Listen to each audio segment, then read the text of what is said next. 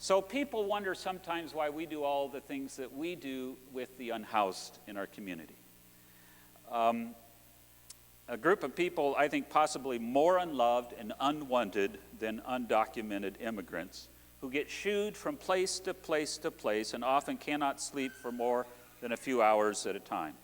And last weekend, we had over 100 people on each of the 3 nights of the Egan Warming Center who slept in the basement of our church. And Monday morning, after the second night, I arrived at work to find one of the Egan guests struggling to pull up his pants behind the church.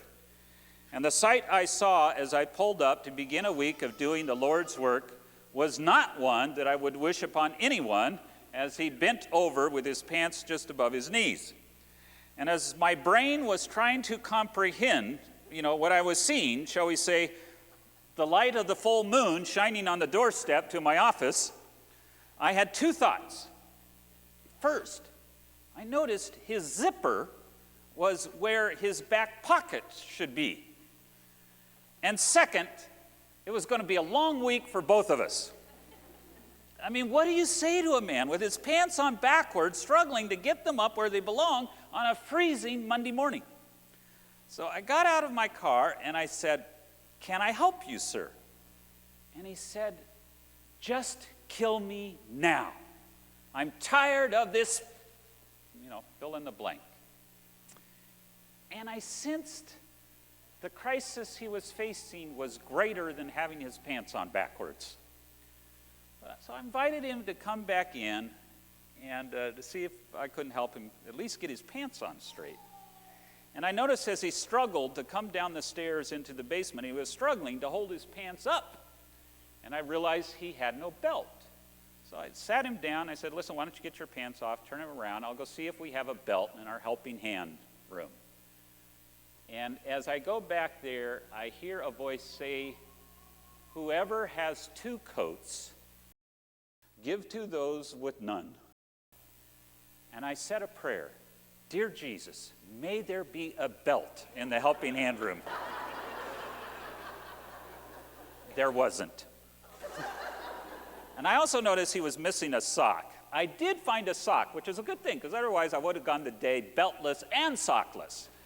But I helped him, and he was a great struggle just to get that sock on, and got his pants back up, and looped my belt through the loops of his jeans, and got him all properly dressed, and sent him back out, and got his stuff all packed up so he could carry it. And I watched as he struggled to walk.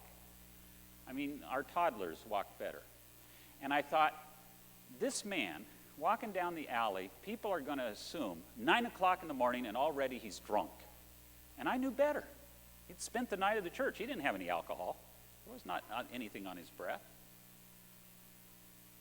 That night, when the Egan team came back to set up, I shared with them what I had observed, and they had been having some problems with him as well, some other problems. And Melissa, God bless her, who leads our Egan team of volunteers from the community, she said, "I know him. He's normally not like this. Something is wrong." And when he showed back up, she called the paramedics in cahoots, and they convinced him to come with them to the hospital.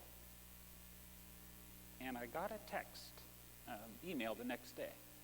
Said he'd had a stroke.